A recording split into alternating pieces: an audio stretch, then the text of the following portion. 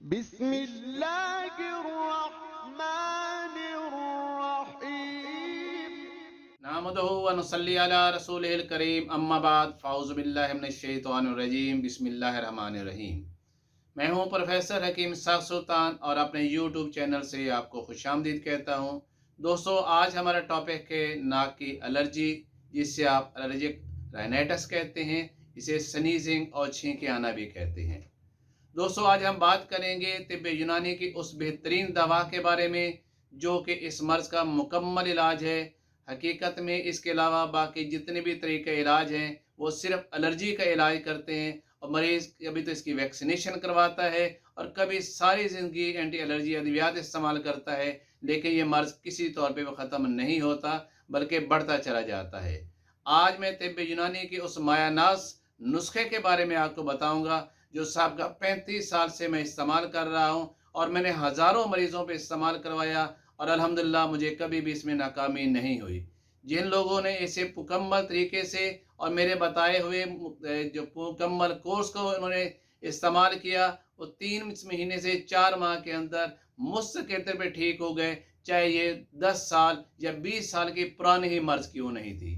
दोस्तों, ये मेरे दवाखाना और मेरे मतब का सबसे मायानाज और कामयाब तरीन नुस्खा है। मैंने इसका नाम रखा है सफ़ूफ़ कशनीज़ी अम्बरी। इसके अंदर कीमती अज़ा भी हैं, लेकिन अपनी जान से ज़्यादा ये महंगे नहीं है। हाँ, अलबत्ता अगर ये खालिश हम इस्तेमाल कर लें और हमें खालिश मिल जाए तो यकीनी तौर पर इस मर्ज़ से पहले हफ्ते ही इंसान को बहुत ज़्यादा फाका होना शुरू हो जाता है और कई सालों की ये पुराना मर्ज़ है वो ख़त्म हो जाता है।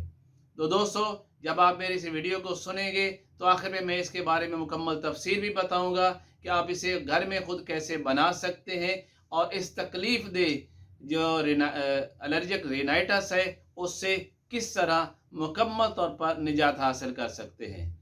दोस्तों, ये एलर्जिक रिनाइटिस बुनियादी तौर पर नाक की झिल्ली के अंदर सोजिश होती है, इसमें खराश होती है, इसमें पानी आना शुरू हो जाता है, आँखों से में एलर्जी होती है, आँखों से पानी आना शुरू हो जाता है, और कभी कभी हमारे तालू के अंदर भी एलर्जी और ख़ारिश होना शुरू हो जाती है। अल्लाह ताला ने हमारे जिस्म के अंदर एक इम्यून सिस्टम बना रखा है जिसका काम ये है कि हमें मुख्तलिफ जो है नुकसान देने वाली चीज़ें अगर हमारे बॉडी में किसी तरीके से दाखिल हो जाएं तो वो इनको ख़त्म कर देते हैं और जिस्म को नुकसान से बचा लेते हैं। लेकिन बाज़ औक़ात ऐसा भी होता है कि ये हमारा जो डिफेंस सिस्टम है गलती से ऐसे चीज़ों के ख़िलाफ़ भी एक्टिव हो जाता है जो हमारे जिस्म के लिए नुकसानदेह नहीं होती। मिसाल के तौर पर जैसे पोलन ग्रेन्स हैं जो कि अभी जो है मार्च और अप्रैल के महीने में चूँकि बहुत ज़्यादा होते हैं, जब फूल बहुत ज़्यादा खिल रहे होते हैं, तो उस वक़्त ये पोलन ग्रेन्स जब हवा में बहुत ज़्यादा हो जाते हैं, एनवायरनमेंट में बहुत ज़्यादा हो जाते हैं, या इस तरह के डस्ट पार्टिकल्स हैं और बहुत सारी चीज़ें हैं जो हमारे जिस्म को नुकसान नहीं पहुंचाती, लेकिन जब वो किसी वजह से हमारी बॉडी के अंदर इंटर हो जाती हैं तो हमारा डिफेंस सिस्टम जो है उसके खिलाफ एक्टिव हो जाता है और हमारे एंटीबॉडीज़ जो हैं वो इस एंटीजन के साथ जो एंटीजन जो है जो एलर्जी फैलाने वाली जो चीज़ें हैं, दरअसल वो एलर्जी तो नहीं फैलाती, लेकिन हमारी बॉडी सिस्टम से समझते हैं कि ये एलर्जेंट है, ये हमारे जो है मेरे जिस्म को नुकसान दे सकते हैं। ये इन दोनों की जो है एंटीबॉडीज़ और एंटीजन का आपस के अंदर जो है वो रिएक्शन होता है, और जिसको हम कहते हैं केमिकल रिएक्शन। और सिर्फ रिएक्शन के नतीजे के तौर पर जो है बॉडी के अंदर एक चीज़ पैदा हो जाती है जिसे हम हिस्टामिन कहते हैं। ये हिस्टामिन दरअसल हमारी नाक की जो म्यूकोजल मेम्ब्रेन है या नाक के अंदर की जो झिल्ली है उसको जो है वो स्टिमुलेट करती है, जिसकी वजह से म्यूकस ज़्यादा पैदा होती है और उस सिस्टम को भी एक्टिव कर देती है जो छींके लाने वाला होता है, जिसकी वजह से हमें बार बार छींके आती हैं। और ये छींके एक नहीं आती हैं तो 10-10 और 15-15 आती हैं, और इतनी शिद्दत से आती हैं कि मरीज़ का बुरा हाल हो जाता है, उसकी आंखों से पानी बहना शुरू हो जाता है, उसकी आंखों में ख़ारिश होना शुरू हो जाती है, हत्ता कि उसकी आंखें जो हैं वो सुर्ख हो जाती हैं और आंखों से एलर्जी होना जो ये वो शुरू हो जाती है। तो दोस्तों, इसकी और भी बहुत सारी वजूहात हो सकती हैं जिससे इंसान को एलर्जी हो सकती है, लेकिन सबसे कॉमन जो चीज़ है वो यही है जिसे मैंने बताया है कि हमारे डस्ट जो पार्टिकल्स हैं वो और पोलन ग्रेन्स हैं, उससे इंसान को एलर्जी हो जाती है। लेकिन अभी तक साइंस इस बात को नहीं समझ सकी कि आखिर क्या वजह है कि सुबह उठते ही इंसान को जो है वो छींकें आना क्यों शुरू हो जाती हैं। वो सुबह उठता है तो सब घर वालों को पता चलता है, लो जी फलां बंदा जो है, हमारे घर का फलां बंदा जब उठ गया है, क्योंकि वो उठता है तो उसे पद साथ ही छींकें आना शुरू हो जाती हैं। ये छींकें आने की एक बड़ी वजह ये होती है, जैसे मैंने बताया है कि डस्ट पार्टिकल्स का मतलब ये होता है कि डस्ट माइट्स जो हमारे ज़्यादातर जो है वो सोफ़े के अंदर, हमारे चादरों के अंदर, हमारे पिल्लोज़ के अंदर, हमारे मुख्तलिफ कपड़े जो हैं उनके अंदर, ये लाखों की तादाद में मौजूद होते हैं। और ये हमारे जो हमारे नाक से जो है वो उसमें एलर्जी पैदा कर सकते हैं। इसलिए जब हम सुबह उठते हैं तो इनकी मिकदार जो है चूँकि बहुत ज़्यादा हो चुकी होती है, इसलिए हमें एलर्जी पैदा करते हैं और उठते ही छींकों पे छींकें आना शुरू हो जाती हैं और इतना पानी आँखों से जो नाक से बहना शुरू हो जाता है कि कितने से कितने टिश्यू पेपर जो है वो हम ज़ाया कर देते हैं। दूसरी चीज़ जो है, जैसे मैंने बताया कि पोलन ग्रेन्स हैं। अब जैसे ये अगला ये मार्च का महीना शुरू हो गया है, चूँकि हर तरफ जो है वो फूल वगैरह बहुत ज़्यादा खिल रहे होते हैं, तो दरअसल ये पोलन ग्रेन्स जो क्या है, ये येलोइश पाउडर है जो कि फूलों का, यूँ समझिए कि मेल स्पर्म होते हैं जो कि फीमेल पार्ट जो है ना फूलों के उन पे जब ये गिरते हैं तो उनको फर्टिलाइज करते हैं। क्योंकि इस मौसम के अंदर फूल बहुत ज़्यादा मिकदार में होते हैं और ये पोलन जो है वो भी बहुत ग्रेन जो है वो भी एनवायरनमेंट के अंदर बहुत ज़्यादा मिकदार में आ जाते हैं, जिसकी वजह से जैसे इंसान सुबह उठता है तो चूंकि इसका लेवल बहुत बढ़ चुका होता है, इसलिए इंसान को एलर्जी होती है और सुबह उठते ही उसको छींकें आती हैं और इतनी बेतहाशा छींकें आती हैं कि उसके नाक से पानी बहना शुरू हो जाता है, आंखों से पानी बहना शुरू हो जाता है। और अगर इस एलर्जी का इलाज ना किया जाए तो बहुत ज़्यादा ये सीवियर शक्ल भी इख्तियार कर जाता है। कभी ये जो है हमारे फेफड़ों तक पहुंच जाता है और वहाँ पर स्वेलिंग पैदा करते हैं हमारी जो सांस की नालियाँ हैं, इससे हमें शॉर्ट ब्रीदिंग होती है। बाज़ का लोगों को दमा की शिकायत हो जो है वो आगे पूरे साल तो ठीक रहते हैं, लेकिन जब ये मौसम आता है जो पोलन का है तो उस वक्त उनको दमे का अटैक हो जाता है।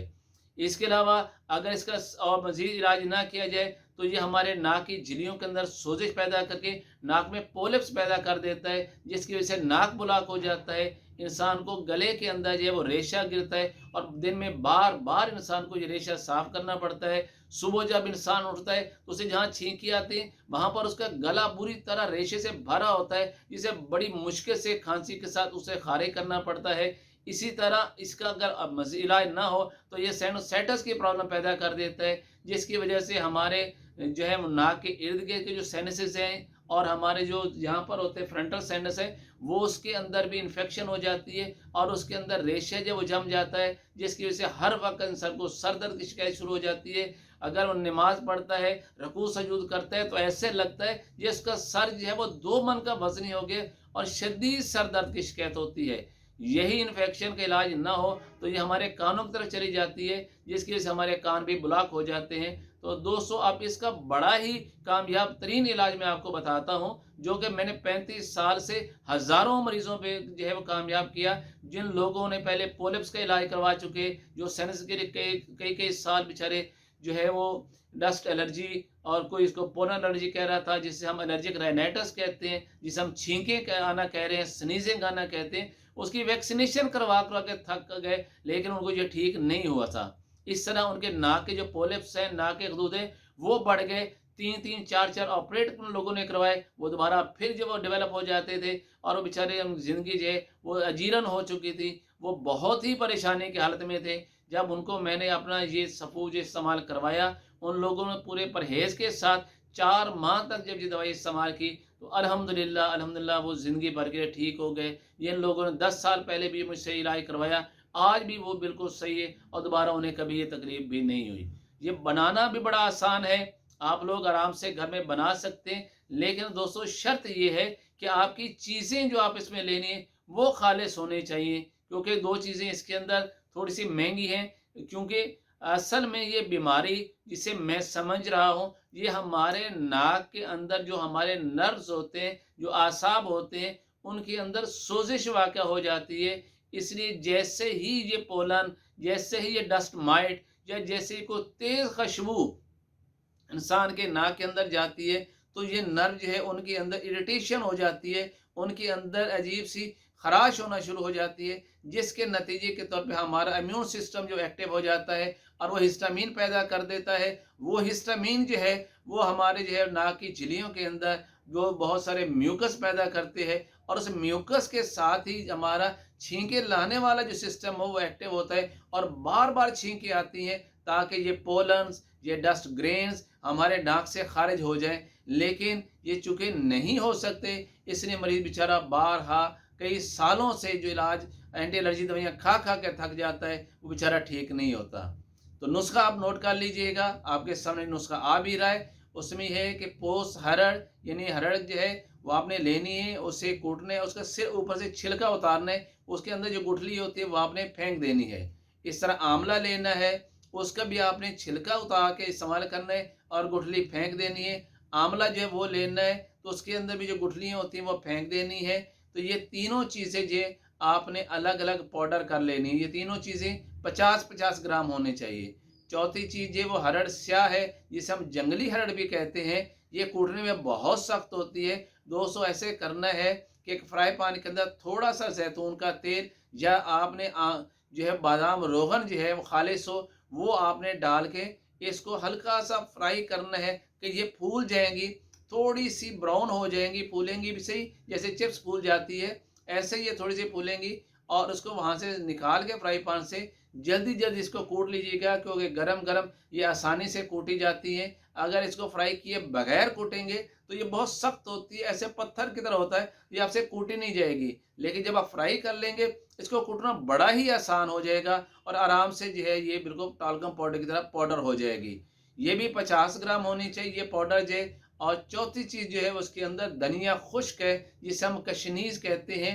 तो ये आपने लेना है, इसके तिनके वगैरह अच्छी तरह साफ़ कर लेने हैं, और उसके बिल्कुल कोई डस्ट वगैरह है, इसके कोई पार्टिकल्स और हैं, वो साफ़ करके अच्छी तरह साफ़ करके इसको जो है पहले आपने धो लेना है, फिर साए में खुश्क करना है, और दोबारा आपने इसे फिर पाउडर कर लेना है। ये भी टालकम पाउडर की तरह बारीक कर लेना है।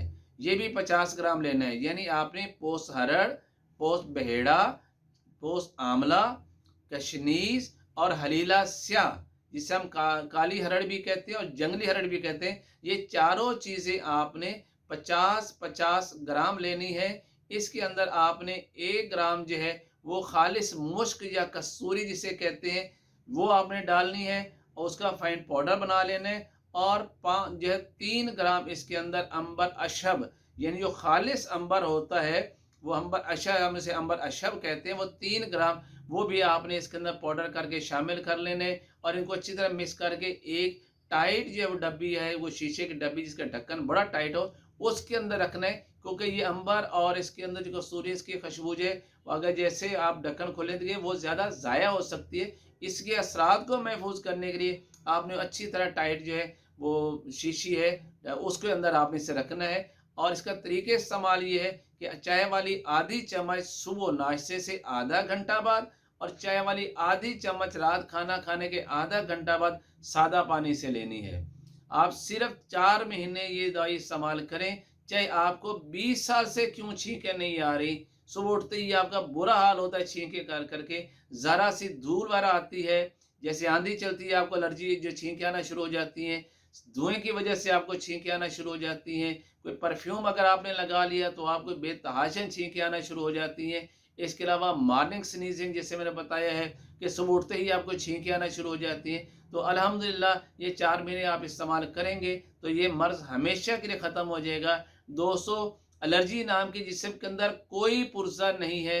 लोग बहुत सारे हमारे मोहल्ले जिनको इस बीमारी की असल वजह के समझ नहीं आती, वो इसको कहते हैं ये एलर्जी है और एलर्जी का कोई इलाज नहीं होता। जैसे मैं पहले भी आपको बता चुका हूँ, ये दरअसल हमारे नाक के अंदर हमारे जो आसाब होते हैं, जो नर्व्स होती हैं, उनकी सोजिश होती है। और ये सोजिश हमेशा जो होती है वो ज़्यादा खट्टी चीज़ें खाने से, तली हुई चीज़ें खाने से, दूध वगैरह के इस्तेमाल करने से, दही इस्तेमाल करने से, ठंडा पानी इस्तेमाल करने से, यानी ऐसी चीज़ें जो बहुत ज़्यादा बलगम पैदा कर सकती हैं, उनके इस्तेमाल करने से ये तकलीफ़ें बढ़ जाती हैं, जिसकी वजह से हमारे आसाब के अंदर, नाक के आसाब में सोजिश वाक़ हो जाती है, और जिसकी वजह से हमें ये बीमारी होती है।